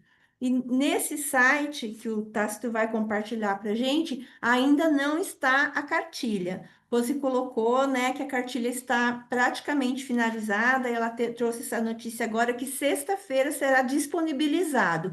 E aí, tudo isso que a gente falou hoje, ele está bem sistematizado nessa cartilha, vai ser um importante material de apoio aí para a nossa formação. Então, é só isso, o Tácito vai passando, olha só, tudo que a gente falou está bem organizado aí porque participar, né? Tem um formulário de construção do plebiscito que é importante a gente preencher, as fases, né, que a Rose mostrou, tudo isso vocês vão poder ver atentamente depois. Bom, Aí, Tássio, eu queria que separasse aí. Isso é muito importante. Todos esses materiais, cada pastinha dessa, vocês vão encontrar um material específico. Tem vídeos, tem memes, tem cards, tem as várias logos do plebiscito, tem a identidade visual que é importante a gente manter, e todos os materiais impressos, que podem ser impressos, folhetos, jornais curtos, né? E esclarecendo, algumas pessoas perguntaram no chat, não vai ter distribuição nacional desses materiais. Aí cada organização, cada sindicato vai fazer a impressão de seu material de acordo com a sua condição. Então, não vamos abrir cada pastinha dessa, mas é um convite que deixamos para vocês conhecerem esses materiais e usarem de apoio no nosso grande mutirão de trabalho de base para o plebiscito popular 2025. É isso então, Rosane. Obrigada, Tácito. Bom, nós estamos aqui beirando, faltando aqui 10 minutos, né? Para as 9 horas, que é o nosso limite, então estamos com pouco tempo. Então, primeira coisa, já vi várias perguntas no chat para responder. Sobre a questão do vota bem e o processo de votação, vocês viram tanto o Miltinho quanto a Rose trouxe aqui, está em processo de elaboração, terminando essa coisa da organização. Em terminando o processo da cédula, do processo vota bem, vai ser chamado um debate nacional somente para explicar o processo de votação e vai ser produzido material. Então, essa é a primeira resposta que eu quero dar para vocês. Sobre os materiais do plebiscito, da coordenação geral do plebiscito, foi apresentado aqui, esse material. Sobre esse material que nós estamos dialogando, roteiro, metodologia, sobre isso que é para apresentar, nós vamos, além de estar distribuindo em todos os nossos grupos de formação de formadores, então procurem os secretários estaduais de formação, os secretários de organização e mobilização, e ainda sobre isso vai estar na página da Central Única dos Trabalhadores e das Trabalhadoras. Aonde? Na página da formação. Né? Então, vão entrar lá, porque como é metodologia itinerário da formação, vai estar lá. A Secretaria Nacional de Comunicação também está preparando todo um pacote, um material sobre comunicação e sobre a questão do plebiscito, que está terminando esse arcabouço e que vai juntar tudo isso. Por fim, se vocês tiverem, vocês têm os educadores das redes, nossos educadores das escolas, nossos secretários de formação, os dirigentes da CUT, todos que possam contribuir com o material. Vocês podem enviar pelo WhatsApp o material que foi apresentado hoje. Já estão nos grupos, eu não sei se todo mundo está em algum grupo que nós estamos aqui enviando. Nós temos vários grupos da formação, grupos do UFF, grupos do ciclo do debate, grupo da reforma tributária, a gente já enviou, vamos colocar a gente vai também fazer a seleção de todo o material, colocar na página da Direção Nacional da CUT. Então, se por acaso mesmo algum de vocês não conseguirem receber este material, podem encontrar em contato direto conosco na Secretaria Nacional de Formação, pode ser no meu próprio WhatsApp, né? Marquinhos, coloca aí no grupo, Marquinho, coloca no grupo do chat o teu WhatsApp e o meu, para as pessoas, se precisarem fazerem algum pedido, algum material, que a gente possa responder sobre isso. Então, acho que nesse sentido mais organizativo. Para outra coisa também, essa aqui é uma proposta de itinerário metodológico, mas se você não conseguir fazer esse roteiro, itinerário metodológico, e tem um vídeo para fazer uma conversa de 1 hora, faça. Se você quiser fazer um curso mais denso, mais longo, de uma noite, 2, 3 noites seguidas e ter a possibilidade de fazer, faça. O importante é você organizar alguma forma. Se vocês precisarem de algum outro material, ou seja do plebiscito, ou seja da redução da jornada, nos perguntem, que nós vamos perguntar para o Diese, vamos dialogar com o Jubileu, não importa a forma, nós vamos encontrar. O importante é fazer. Nós não podemos ficar de braços parados e não fazer o processo organizativo dentro dessas questões. Eu não sei de Lu, Fro, equipe, se tem algumas perguntas ainda que sejam importantes a gente estar trazendo. Todo esse material também está no chat agora, então você pode baixar direto no chat também agora que a gente pode disponibilizar. Querida equipe, vou perguntar para vocês se tem alguma informação a mais que seja importante de tirar aqui, que eu não tenha visto. Se tem alguma pergunta importante e relevante que ainda alguém queira fazer neste momento, por favor, levante a mão com objetividade do tempo. A gente tentou trazer os elementos importantes para dar elementos ao trabalho de organização. Eu não me tira do cenário central, por favor, para mim verificar se alguém se inscreve que eu não consigo ver assim. Rosane, Ana Furquim está se inscrevendo. Ana Furquim, por favor, então, com você, você tem alguma pergunta, alguma questão?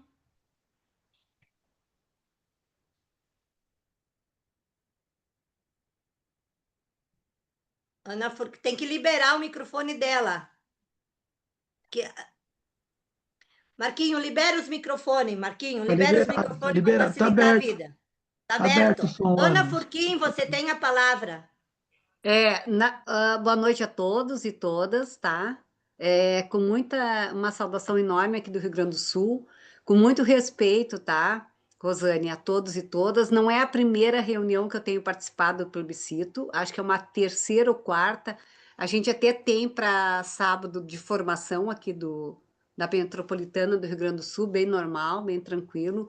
Mas a minha colocação é muito preocupante, assim. Nós já estamos passando por momentos de redução de jornada com redução de salário, tá? Tá, Rosane? Tem algumas empresas, em especial o Sistema Financeiro Banrisul, veio em dezembro, que foi lá na desforma trabalhista, que a gente chama, porque não é a reforma anda para frente, e trouxe ali, e falava de 2017, a redução de jornada por setor daí no Banrisul, com redução de salário. A gente ficou 5 meses. Chegou abril, a gente conseguiu que o Banrisul não reduzisse o salário, mas para os novos, dentro daquele, e é por setor, tá?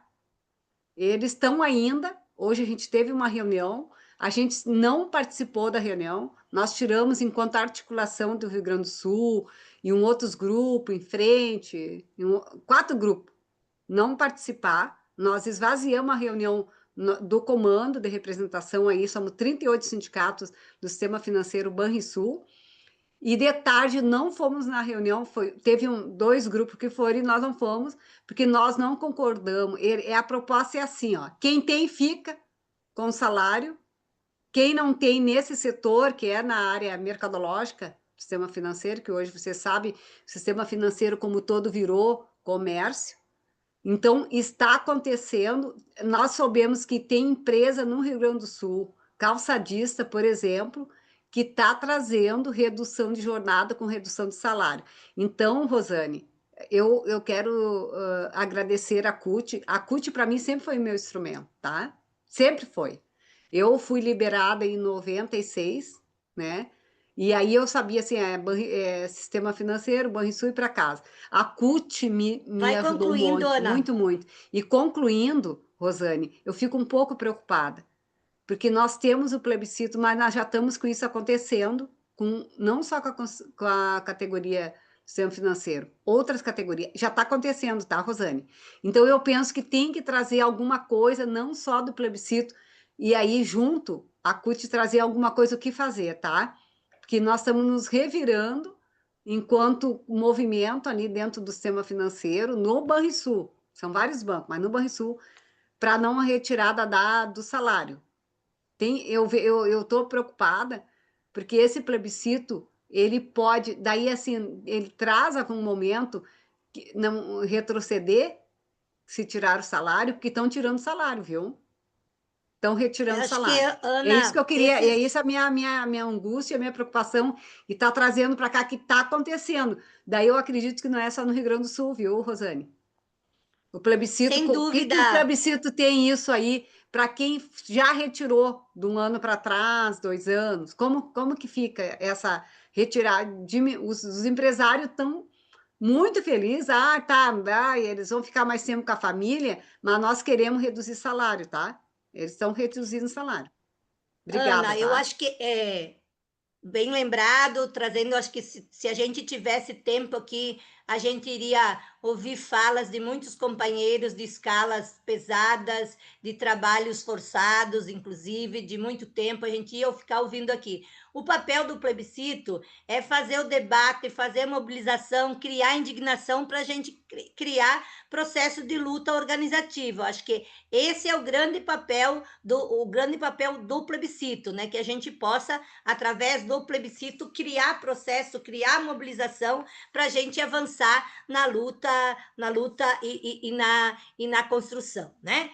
Companheiro, tem mais um companheiro inscrito, para não cortar a palavra dele, porque é a única pessoa que se inscreveu aqui, o companheiro Guilherme Moraes, está inscrito para depois a gente concluir os trabalhos da noite.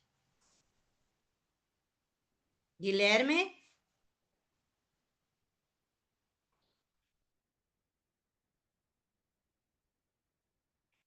Libera o microfone, está liberado o microfone de todo mundo? Guilherme? Está dizendo que não está, Marquinhos, liberado. Agora sim, A companheirada. Adriana lembrando aqui, né, da importância desse debate, articular com o processo do debate das eleições, né, porque quem vai definir muito isso é o Congresso Nacional. Em 2026 não teremos eleição só para presidente, teremos eleição para deputados e senadores, né? Então, nesse sentido, é importante. Localizou o Guilherme de Moraes, está do meu ladinho na minha página, Marquito, libera. Agora está liberado, Guilherme. Sim, sim. Por favor, pode falar. Vou tentar ser, vou ser o mais objetivo. Só uma questão de observação que eu vi, porque na hora que foi apresentado. Tem alguém com o microfone aberto aí. Não, só rapidamente aqui, porque eu fui conferir só no site Plebiscito Popular e tem ali todas as partes, não sei, de logos, os cards, os memes, e quando você abre a identidade visual, cai numa página no Canva. E isso acaba, consequentemente, permitindo que qualquer pessoa possa fazer alteração desse material.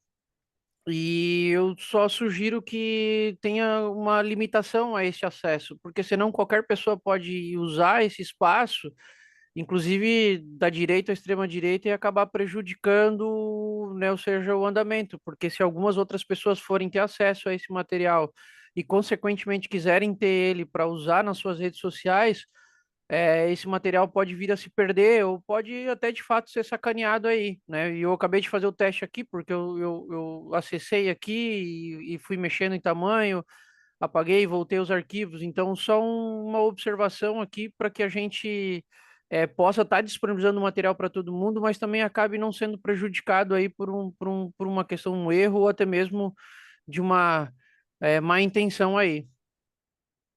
É isso, Obrigada, Guilherme. companheira. Eu acho, Não, tranquilo. acho importante a gente deixar materiais abertos àqueles que são aqueles que são organizativos, né? No sentido de organizar atividade local e deixar materiais fechados, aqueles que são de conteúdo e produção.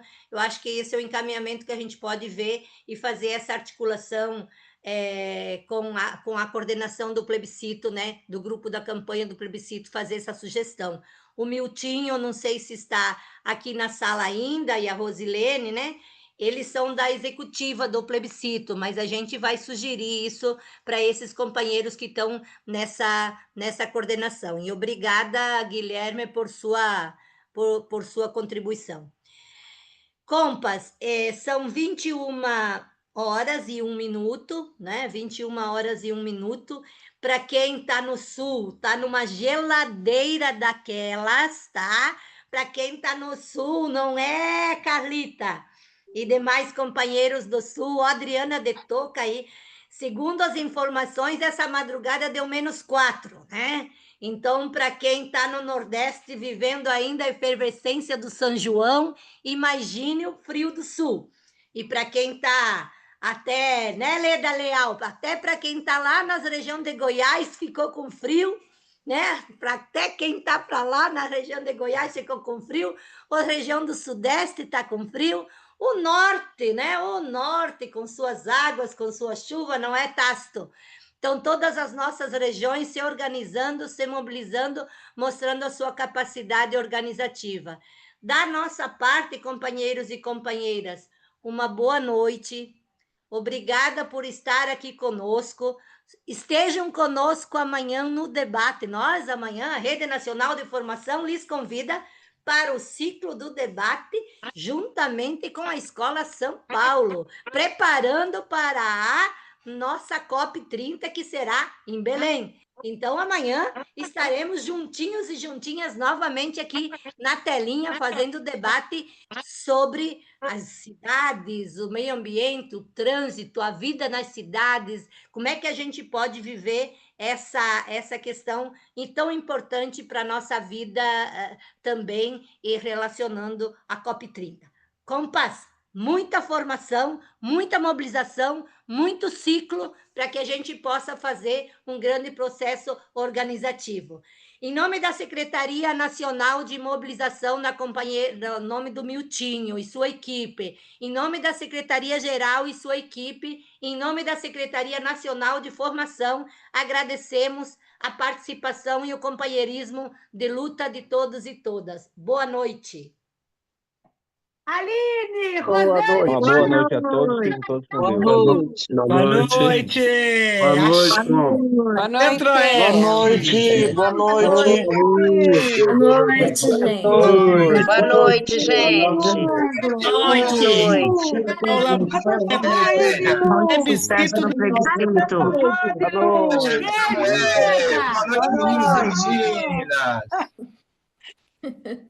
Boa noite. Boa Meninos noite. e meninas, a Maria está aqui. Vem pro Manda forró um do um abraço, amigo. Vem pro forró do Cintear. Boa noite. Boa noite. Boa noite. Boa noite, compa. Boa noite, Rosane. Boa noite, Rosane. Boa noite, Calita. Vou estar lá no FFC. Boa noite a Vou estar lá no todos e FFC do todas. Sul. Vou estar no Sim. FFC do Sul, vou. O FFC do Sul vai ser